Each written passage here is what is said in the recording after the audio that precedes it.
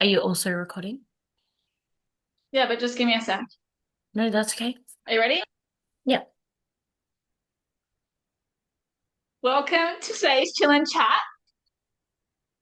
I'm excited for this one. Hey, Me Elise. too. This is like, I think one that might like really shift some perspectives for some listeners, or maybe not. But like, yeah, I'm excited. I feel like we always talk about today's topic together, but we have not yet ever recorded anything about it.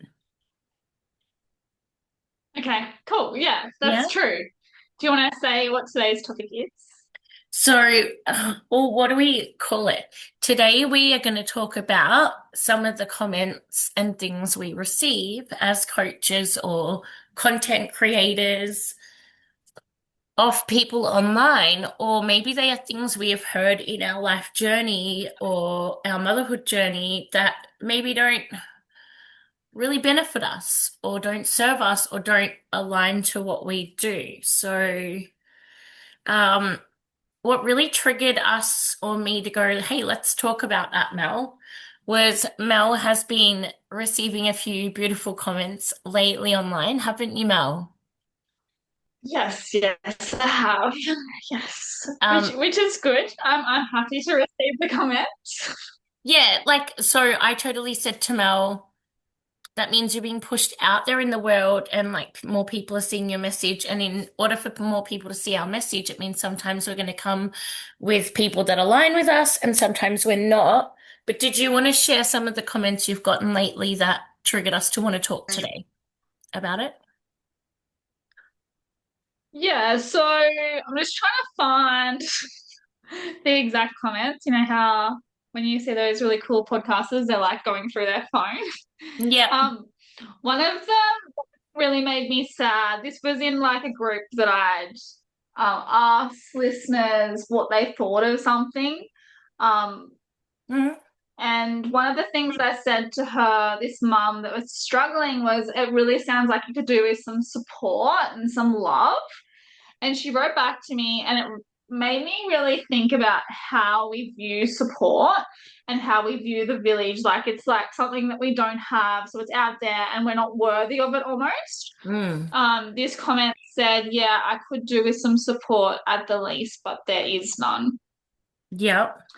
It just broke my heart, like That does break as my if, heart too. Yeah. yeah, like as if we need to think like that. Like if you are in a boat where you think in a similar vein to that, I want you to really reflect on where you have, like how far you have come already without failing, and how you go in day-to-day life without falling down, right? Even though things are hard, even though there's not a whole lot of support, you still haven't failed, right? You're still here, you're still amazing, you're still parenting, you're still doing all the things you want to do.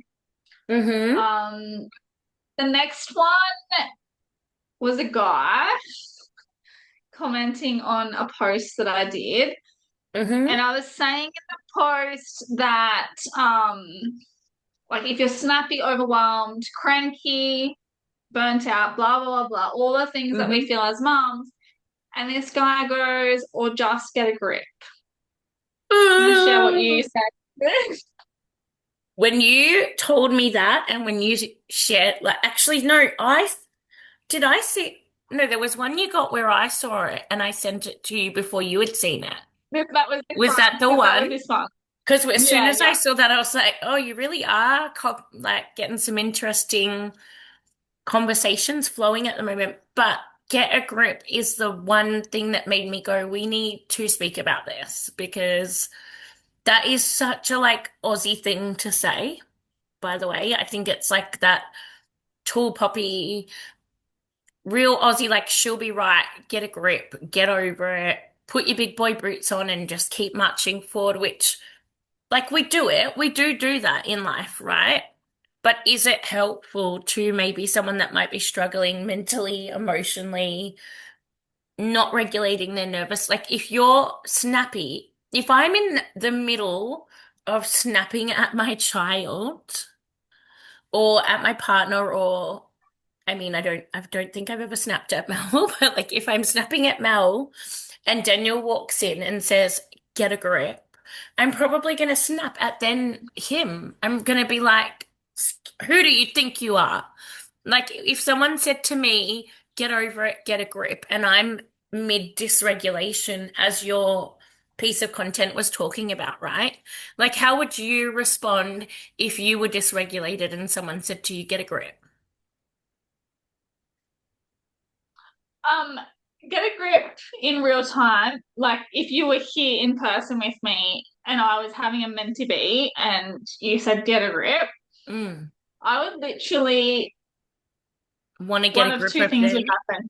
Yeah. One of two things would happen. I would either literally tell them to F off and find Mm. somewhere else to They talk to because you're not welcome here, or I would literally just be like, you are not worth my time. totally. Um, Yeah. and like I do work in hospitality and I have before said to people, I'm not going to respond to you. Mm. Um, Wow. Yeah. Elise, do you have a bowl? Like, what is that in the corner there? Do you have a bowl on a shelf? So from here, The it looks pink, like all the there's way a at the back there, you're looking up there, yeah, that thing. yeah, It's a yeah. pink bowl with like all crystals at the front door. Yeah. Why is it like?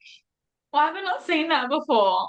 And it looks like is there like a light above it? What's above it? Or it's There just a is an crystal? entryway light. Or I couldn't decide. Like, I have two down lights above me, then like the main lounge room light, and then we have like an entryway light.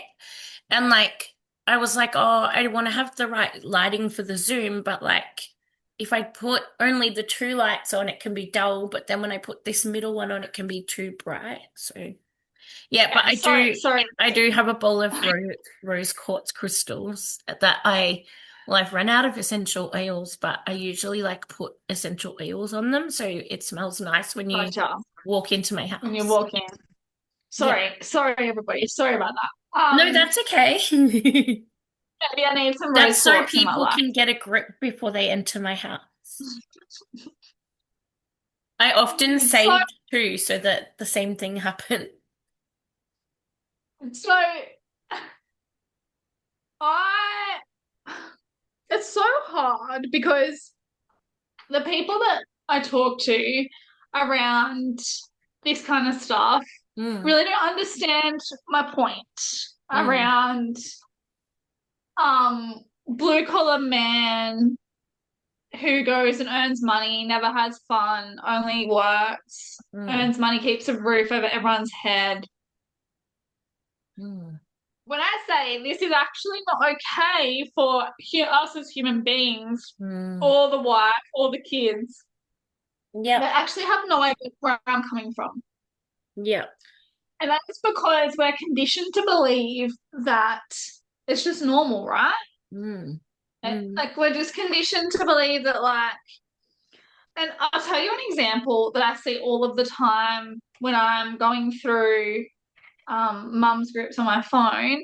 And hmm even when I'm in hospitality, I'll often have a man or woman come and say to me, it's hard for me to say it. I just got home from a mental health hospital, so I'm coming to have a beer to celebrate. And Oh, that just I made my heart understand feel the a bit whole, heavy. yeah, I understand the whole like we cope by having a beer. We drink coffee in the morning, wine of an evening. I understand. I get it. I've been that person, right? Mm-hmm. But get a grip. Like if getting a grip was as easy as saying getting a grip, would we Yeah. have mental health hospitals? No. Would And that's would like the like whole point of would what your content piece that the person commented on was about, was like regulating your nervous system, regulating your emotions. So, like, I would love to have asked that person. I don't, and often when we get these kind of trolly comments, they never did they even come back and like comment back to your comment? They often don't. They just see a post, comment because they do the 3 second doom scroll, next video, next video, next video. And so they're not probably even coming back to our pages, these people. Um, Hopefully not. Or maybe they need to. Maybe they need to keep seeing what we have to share, because what I would say to someone like that, if it was my content piece, or what I want to say even on your content piece, is like, what she is sharing is the tools to help you have a grip.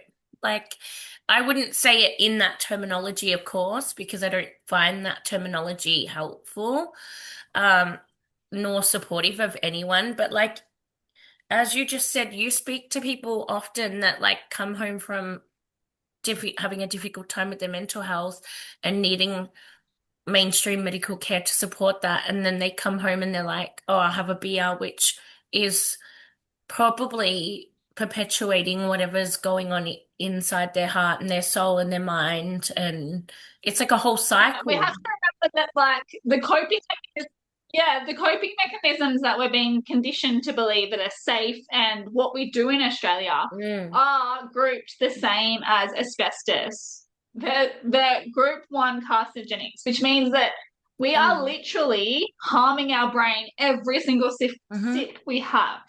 I'm not mm, saying don't do it. If you like it and it makes you feel good, go nuts. Go nuts. But if you are harming yourself, others, and like need it to survive, have a think about it, right? Like the getting mm. a grip part and Australia culture is so intertwined, it is disgusting. Yeah. Um, And I think it actually and intertwines to a comment I got towards the end of last year that you and I have spoken about before, where I obviously share similar content to you, supporting mums with burnout, as you said, survival. It's like a survival coping mechanism, a survival loop, right? Um, but I shared something, as I do, about being a burnt out mum, and I got a comment which to me feels in the similar bandwidth of thought patterns, mindsets, and beliefs. And that was, why are so many mums anxious these days? Um, Back in the day, mums used to just get on with it and not complain, like stop complaining almost. And to me, what that if someone had have told me that when I was not coping with my mental health, like I just want to say to people, I understand that your coping mechanism might be to get a grip or to get over it and just like move on or to ignore anxiety as not a thing. But if you had have said that to me when I was at my lowest of mental health, do you know how damaging that could have been to somebody? Like, just because your coping mechanism is not to talk about what you're going through and to shut it down and hide it away, um, doesn't mean that my problems don't or shouldn't it. Like, I think so many people are just suppressing what they feel and saying, get over it, but they're still not happy within. They're not like, and I just would what's hate to what's think of the the damage these what's the comments quote? make. Yeah, exactly. What's the quote where it's like unhealed emotions are the center of disease? Is it, did I get it right? Did I butcher it? It's like I think unhealed it's the suppression of one that says emotion like, is the sorry, I didn't mean to speak over you. I'm no, good no, at you keep going. I'm good at doing that. Um, I didn't mean it. I'm sorry. Um, No, it's there's another one that you've got me thinking of too. I don't know if it's the same thing you're thinking, but like where they say nervous system and emotional regulation is crime prevention, mental health support, and like it lists all the things that when you heal your nervous system and heal your emotional self and your inner child, like all of the things that it prevents in the world that cause trauma, violence, chronic illness and disease is stored in our emotions and our nervous system. yeah, yeah. I just might share this after in my free group. If you're not in there, I can add you in there. Just let me know. Yeah, But this one says suppressed emotions may show up as, and the reason I like this is because it's really, really clear pictures. It's like yeah, suppressed emotions may show up as migraines. I used to get migraines, Skin rashes. How many people do we know that aren't regulated that have Mm. I is it have psoriasis on my hand and psoriasis? on my leg here, and I've had it for 15, 20 years. I've tried to heal my gut health. I try to take care of my physical health. I have chronic pain. I know Mel has like hip That's the next issues one. too. Chronic pain's the next one. Yeah. Hormonal imbalances, tiredness, digestive problems, body tension, diabetes, constipation, heart disease, trouble focusing, diarrhea, high blood pressure, insomnia, autoimmune diseases, memory problems. So, as much as like you can think that we're full of crap because it's not the Australian way, we're not like popular, whatever. What Mm. actually happens when you're regulating is you're able to heal these things. Like just because Elise, someone always revs the car right at the front as soon as we jump on Zoom. I apologize. Um, just because Elise still has some of these things, I still have some of these things, like my hip issues.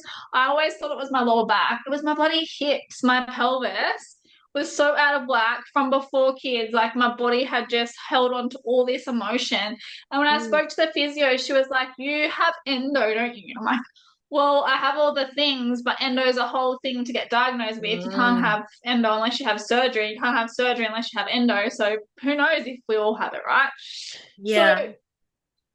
it's all related to how we're squashed as kids when we have an emotion, right? The more we are suppressing our emotions, the more we have Yeah. inflammation and disease.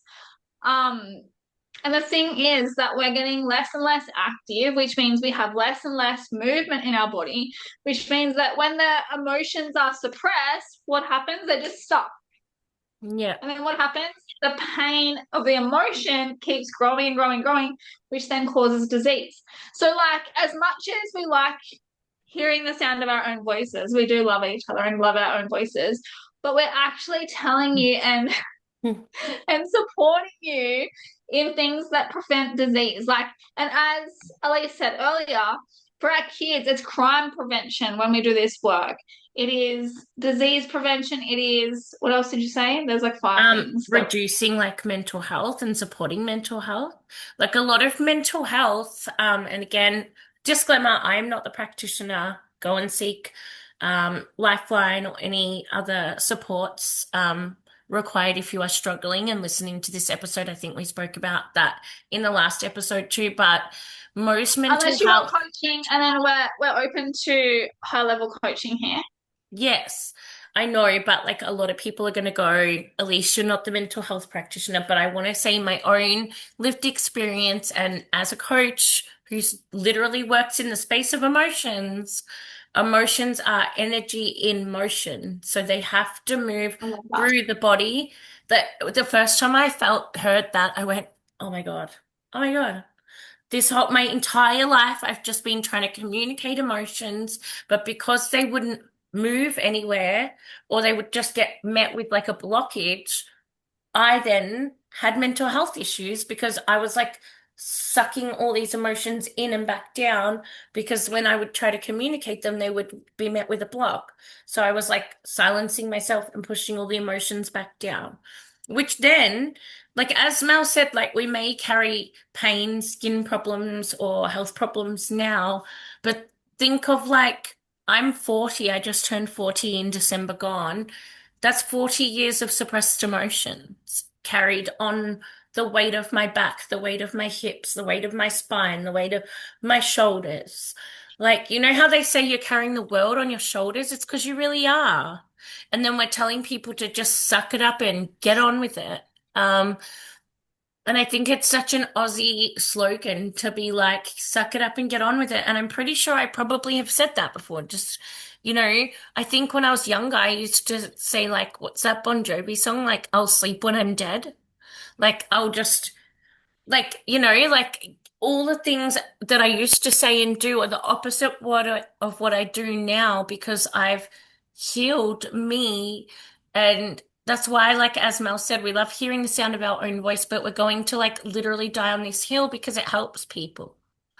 it helps people, and how do we know? Because we've done it ourselves. Like, yeah, Yeah. I think as time goes on, as the world gets crazier and crazier, um, we're gonna have to seek more and more support within absolutely. our own worlds. Not like the government's not coming to save us. Practitioners in the Western world aren't gonna be there to save us. Like they're literally more now for the people who are in the depths of their lowest lows. Yeah, The people that are up in the world are going to have to really seek their own support. And like coaching literally changed my life. Like same.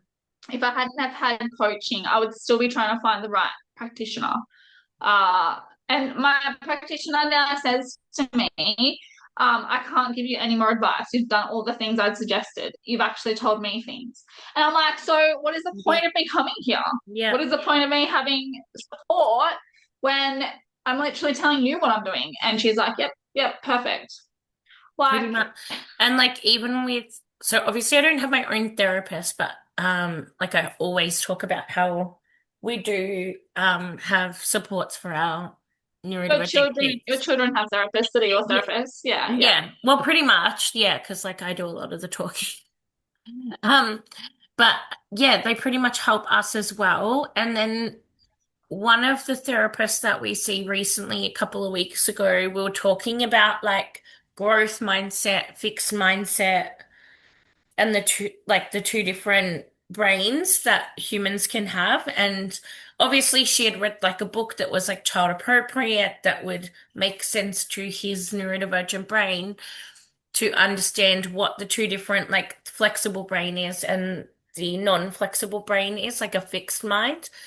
Um, and I think one of the characters in that was called Rockman, and the other one was like something squishy or stretchy. I can't remember now, but it was Mr. Flex, or I have the paperwork that she So sent us like home. so like rock is fixed and like stretchy or flexy is Yeah, like like, but it was like a book with all growth. different superhero characters in there that were different mindsets or different flexible brain versus not flexible brain, which I really loved. And we were talking about it at the end of the session, and like she obviously gives us like a debrief and overview of the whole session before we leave to go home.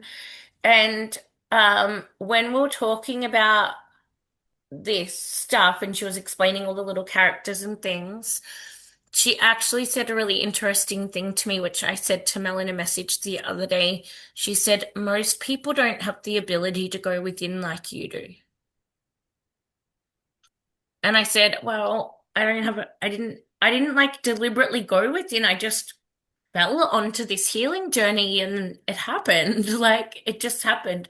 But the more you grow and the more you heal and the more you repair your nervous system and your thoughts and beliefs and behaviors and habits and patterns to replace the beer with a healthier habit. Or maybe me, it's a coffee, in reducing how many of those I have a day with a smoothie and a juicing instead, or a cup of tea before bed instead of like a cuppa in the evening that's going to keep me awake. Like, replacing those habits and going within, like the more you do that, uh, like the ripple effect really becomes what we just said is like crime prevention, mental health reduction, chronic illness prevention.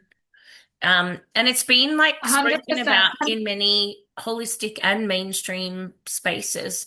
And I love that you said something about the mental health space and the government not coming to save us, because I literally just made a post yesterday. I'm not sure if you saw it, but it was a reel that said, reasons to either follow or unfollow me would be that I believe the system is keeping you burnt out by design. And the caption listed things, including, but not excluding, the wait list to receive help of any kind. Like my mum Yeah, was on a wait list for 7 years, I think 5 to 6, 7 years for her knees on the public health thing, went private health and only had to wait 12 months. So she'd already been walking around with like this chronic knee problem for like 6 years. So imagine if we speak about mental and emotional health as if it's a physical body joint, right? Like your knee, for example, or our hips, you and I both struggle with hip pain.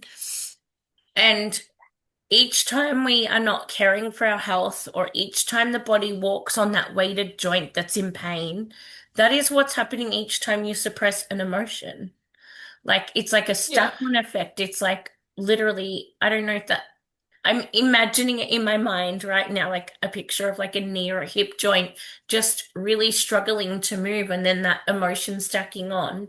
And that's like why, yeah, again, we say like carrying the weight of the world on your shoulders. So, like, the reason I wanted to talk about it today was because I could see the comments that you and I receive sometimes can actually be more damaging and harmful than they are good.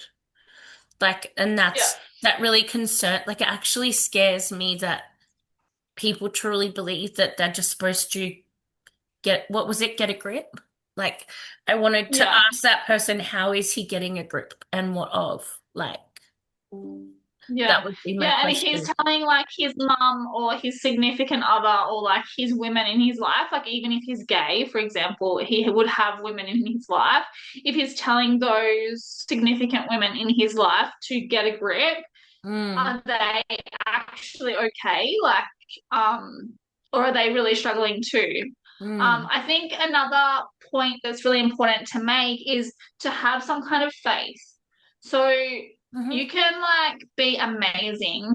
You can be like a bazillionaire and have all the things in the world that you want, have all the fun in the world. But if you don't have faith, in yourself and in the wider world, you will fall down. You will waste the trillions of dollars that you have. You will be harmful to others because I think people that are willing to speak harshly about, especially women, like women are literally like the center of the universe, right? If you look at like a nucleus in the galaxy and then a nucleus of like a newborn baby, it's literally the same. So, like, if mm, we literally were to honor and respect women and children as if that nucleus is the most important thing in the world, which, like, the powers to be know that, right? They mm, know that women have power. They mm, know that we are getting bigger and bigger and bigger and bigger and bigger. So, the world today and the media today take advantage of that mm. to, like, drop our vibration, to lower us. Things we need to Yeah. struggle. Everything's hard. Turn the bloody shit off. I Mm, just commented on a mum's post. She was saying that she can't afford anything, doesn't have fun, doesn't have purpose. She hates motherhood. And I said to her, I said three things. I said, one, turn off social media, the news, and all of the stuff that's making this brain believe it. Oh my God, Turn we it off. actually need to have like a whole separate podcast or conversation about how social media pushes the narrative that you're supposed to hate your children and hate motherhood.